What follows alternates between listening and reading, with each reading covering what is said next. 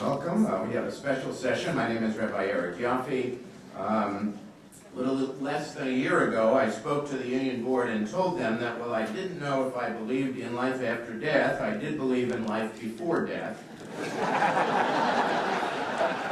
And that I intended to retire in 2012.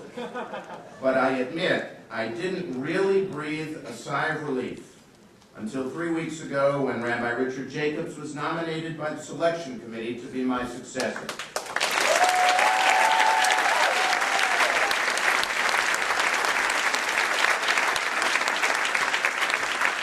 It was an extraordinary and an inspired choice and has been greeted with acclaim and enthusiasm throughout our movement. Now, not all of you know Rabbi Jacobs. For now, let me say just this. He has led one of the great congregations of Reform Judaism for 20 years, taking it from strength to strength as it has dealt with all the major challenges of synagogue life. He knows synagogues, how they work, and how they need to change. And, of special importance to this gathering, he is deeply committed to the people of Israel, to the state of Israel, to the work of Tikkun Olam, and to the principles of justice that underlie this commitment. As an Israel activist, I must say it's a great satisfaction that Rabbi Jacobs is one of the only rabbis, Reform rabbis in North America who has been to Israel more often than I have. And finally, and not at all incidentally, he is a man of great warmth and dynamism and menschlichkeit. If you don't know Rabbi Jacobs, you will get to know him. And you'll be inspired by his charisma and moved by his vision. And even though his election by our board does not come until June and it will not formally begin until next year, it didn't seem right for him to be here without your having a chance to hear from him at least a little bit about what it is that he believes. So join me now in welcoming the next president of the Union for Reform Judaism.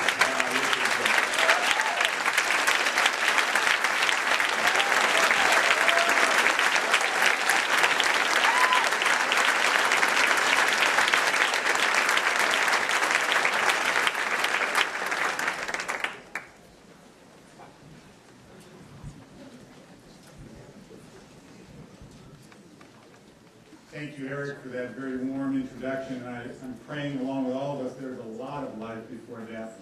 And you are entitled to have a whole lot of it and to enjoy those great years. I want to say first and foremost, it's a great honor to be here today with all of you as part of the RAC's 50th anniversary celebration. Modim anachnu lach. How grateful are we for this crucial pillar of the Union for Reform Judaism. My own social justice commitment began back in the late 1960s when I was a camper at the Union camp in Northern California, Camp Swig. Rabbi Joe Glazer, blessed memory, invited Cesar Chavez to speak to us. And Chavez told us about the plight of the farm workers. He said that it was wrong for us to eat non-union grapes, non-union lettuce. He told us if we did, we would be harming the lives of farm workers. Right then and there, my Jewish identity was connected with social justice. Doing justly was as fundamental as saying the Shema each and every day. Over the years, I've worked closely with David and Mark and the rest of the RAC's extraordinary staff. And the RAC has never stopped raising its prophetic voice on the most critical issues facing our country, in fact, facing our world. In Darfur, civil rights, economic justice, reproductive rights, the environment, and so many other important moral issues, the RAC has fought for what our movement believes. Throughout my rabbinate, I've had a social justice activism, and that means that I stand proudly with positions advocated by the RAC, by the URJ, by the CCAR. Our movement has stood strongly and proudly for Israel. Our movement believes that peace is indispensable to Israel's security and well-being, and that a two-state solution, one Jewish, one Palestinian, is necessary to achieve a viable and lasting peace.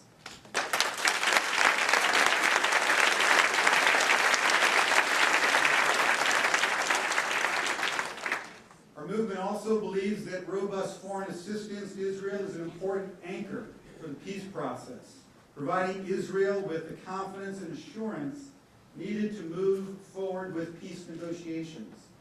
Knowing how crucial Israel is to our movement, what a crossroads this is in the Middle East peace process, I'd like to take the next few minutes to share with you what Israel means to me. I fell in love with Israel. It was during my junior year college, which I spent at the Hebrew University in Jerusalem. Ever since, working to strengthen Israel's security and well-being, well, that's been the very core of my public life. What is the source of my passion for Israel? Yehuda Halevi best expressed my commitment when he wrote, Libi b'mizrach. My heart is in the east. I love the extraordinary and complex mosaic that is contemporary Israel. The secular, the settlers, the peaceniks, the Orthodox, the Bedouins, the Reformed, the new immigrants, the Chalutzim, the Arab Israelis, the left, the right, the center, they are all a part of my Israel. I'm responsible for all of them. Like all of you, I am proudly and strongly pro-Israel.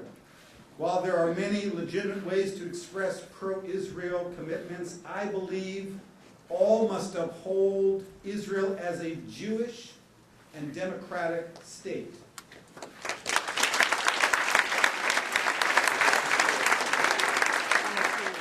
By Jewish state, I mean a state with a stable Jewish majority. And by democratic state, I mean a state that grants full political and civil rights to all who dwell permanently within its borders.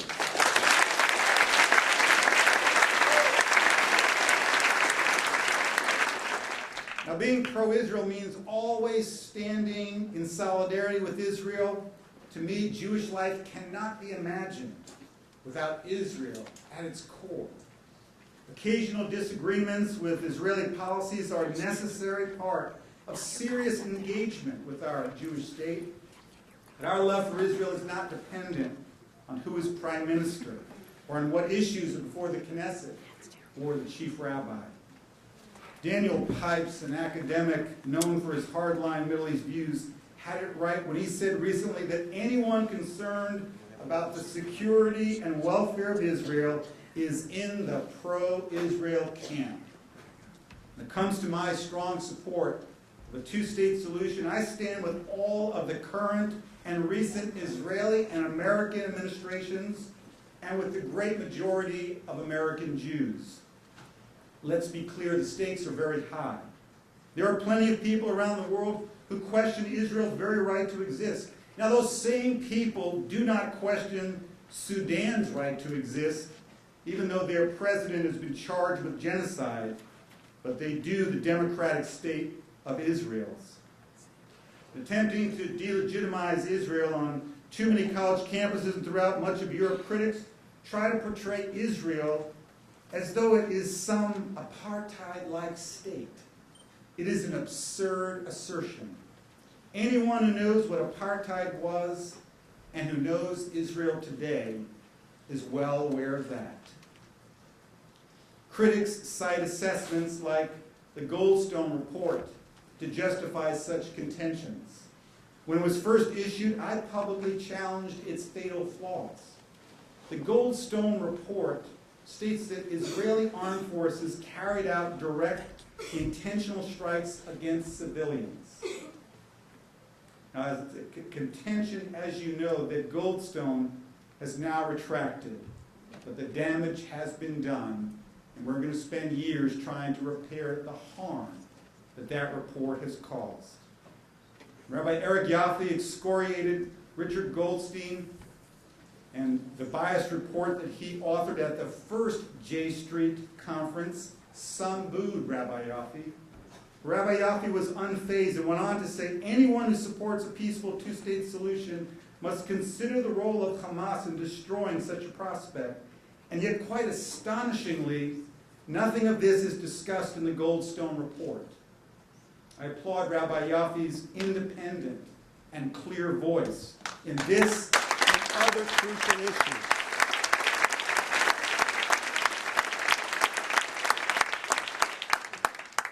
Just a few weeks ago, David Saperstein had my full support when he gave his constructively critical keynote address to the second J Street Conference. I agree wholeheartedly with Rabbi Saperstein's decision to speak at that conference, to assert again how vital movement towards a peace process is to Israel's security and America's interests, to offer thoughtful criticism of J Street's policymaking, but also to offer a strong critique of J Street's stand opposing the recent U.S. veto of the UN resolution condemning Israeli settlements. Like my colleagues Eric and David, I am unafraid to challenge misguided views regardless of the source. Leaders of the reform movement must never be defined by membership in outside organizations, but rather by the long-standing policies of our movement, policies that are fully in consonance with those I've held for decades. Over the years, I've attended many rallies. I'm sure many of you have as well, here in North America, but also in Eretz Yisrael. It was back in 2002, while suicide bombers were savagely slaughtering hundreds of Israelis. There was a rally in support of Israel right here on the Mall in Washington, D.C. I pulled my own kids out of school, and I convinced 100 members of my congregation to take the day off. Not go to work, not go to school, but spend 5 hours getting down here so that we could stand together and raise our voices for Israel. Though tens of thousands of lovers of Israel attended the rally, I was disappointed that there were not more liberal Jews. My then 12 and 9-year-old sons made their own poster, came out in the morning all dressed in their clothes for the rally. And I said, "What'd you guys write?" And held up their banner and said, "Pro-Israel, pro-peace."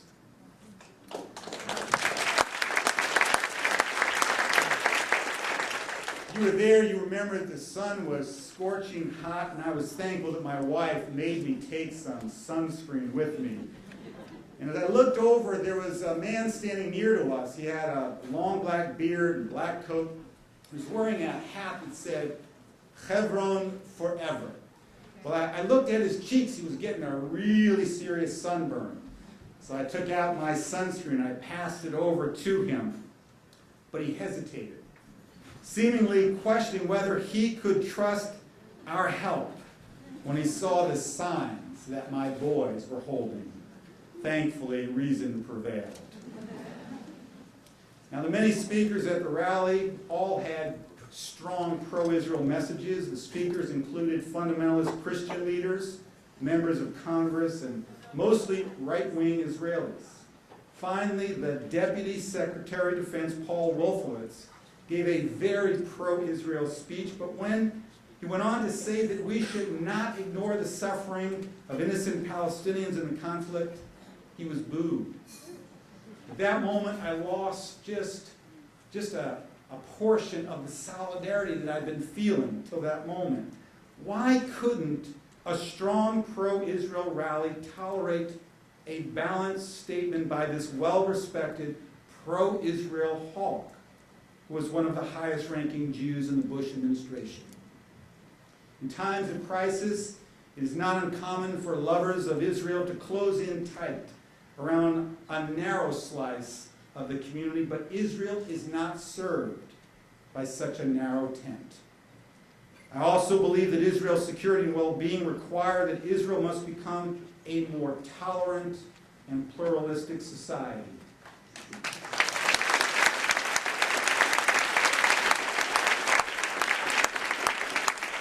I've spent over 20 years working to strengthen the Israel envisioned in Israel's Declaration of Independence, and I quote, "State of Israel will be based on freedom, justice, and peace as envisaged by the prophets of Israel.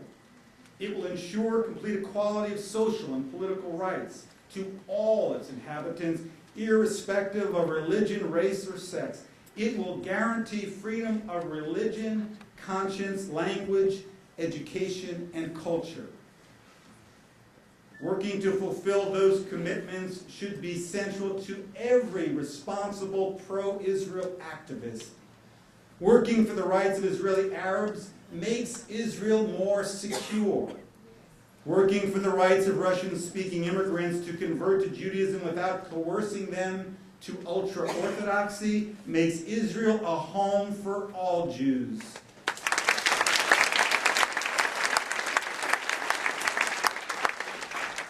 And removing legal barriers keeping non-Orthodox communities from building their religious communities makes Israel a more authentic Jewish state.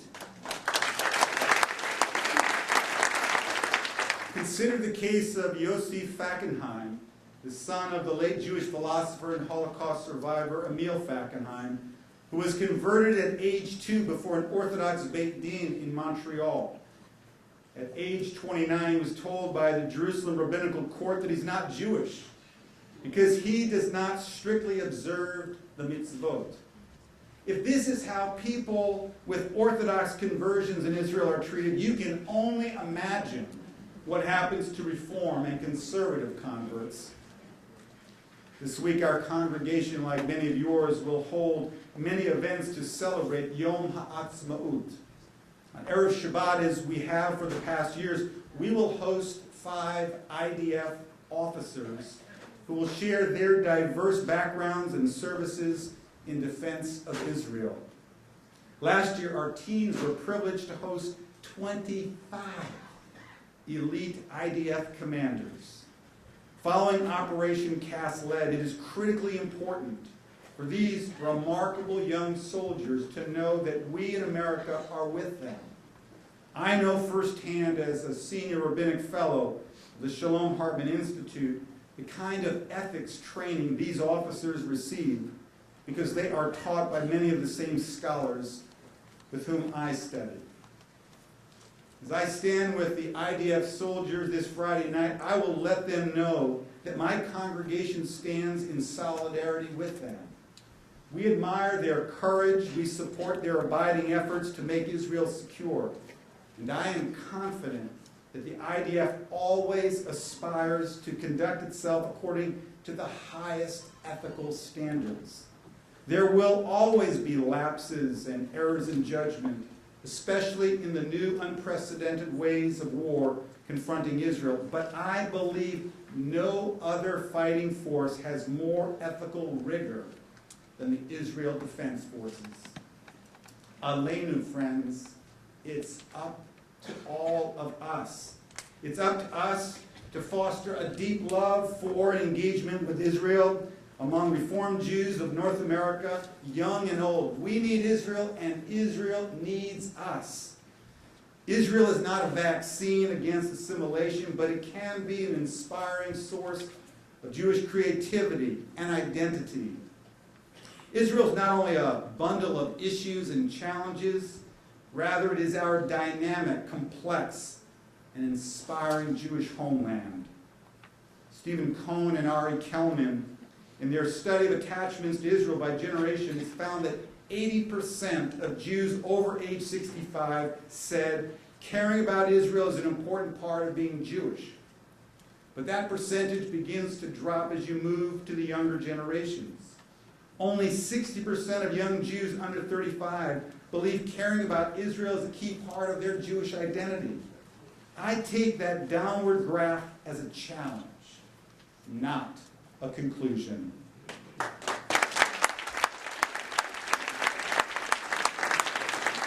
There can be no doubt that there is, at this moment, a critical juncture in the history of Israel, and we are right there. Despite the expanding sanctions and the undermining of Iran's technical abilities that U.S. and Israeli joint efforts have achieved, Iran remains determined to move its nuclear weapons program along as expeditiously as possible, endangering Israel's literal existence and U.S. interests throughout the region.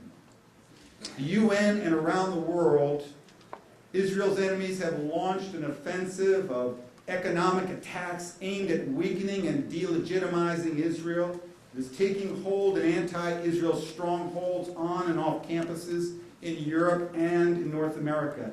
These boycott, divestment, and sanctions tactics are destructive, and we must do everything in our power to combat these attacks through education, legislative advocacy, and good old-fashioned community organizing.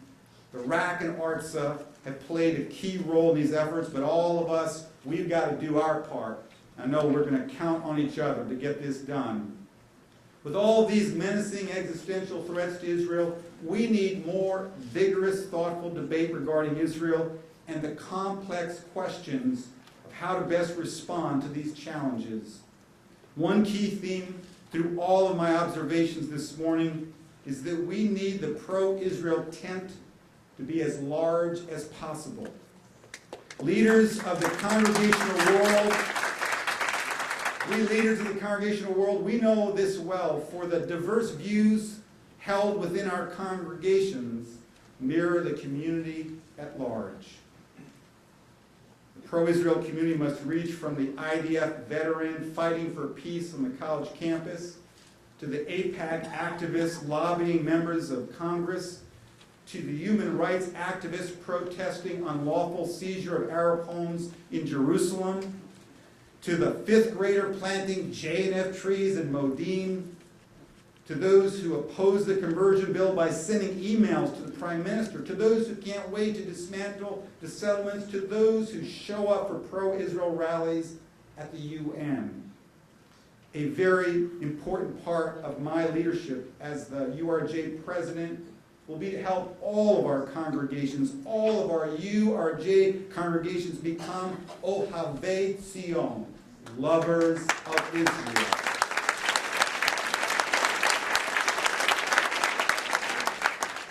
I want all of our URJ congregations to see the Israel that I love. I want to show them all of the hard parts, but still I know they will fall in love with this place of miracles and courage. They will see the gorgeous faces of the Ethiopian children who marched across African deserts to reach the land of their prayers. They will marvel listening to Russian immigrants playing Bach concertos on the Ben Yehuda Mall. They will see the miracles that remain hidden to those who only know Israel from afar. We're a week away from celebrating the day when Israel was declared 63 years ago. At 4 p.m. on Friday, May 14, 1948, a very diverse group of Jewish leaders signed on to the Declaration of Independence. The 37 signatories included communists, socialists, revisionist rabbis, atheists, kibbutznikim, urbane city dwellers, Ashkenazim, Mizrahim, rich and poor. It was an unlikely and very diverse group of Zionists bound together by a common vision that our people could one day live as a free people secure in our land. That same vision can unite us today as well. That is the vision that informs my deep and abiding commitment to and love for Medinat Yisrael. I will never back down from my commitment to a secure Israel.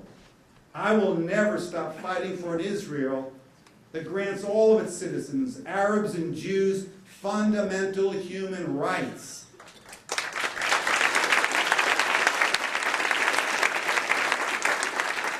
I will never stop working for an Israel that grants equal rights to Jews no matter their spiritual practice or belief. I will never stop advocating for the U.S. to remain Israel's staunch ally. I will not back away from my commitment to a two-state solution, living side by side in peace and security. As the leader of the largest movement in Jewish life, I intend to work every single day to build up the ranks of those who share my Zionist passion. And I call upon everyone in the pro-Israel community to join me in this critical work. When Israel gets into our hearts, then I know that we will never stop fighting for an Israel that is secure, religiously free, guided by justice and dwelling in peace. Our hope is not lost. The hope of 2,000 years to be a free people in our land, the land of Zion and Jerusalem. Od lo avda tikvatenu, hatikva bat shenot alpaim, lihyot am choshi be'artzenu, Eretz Zion, Yerushalayim. King Yehi Ratzon.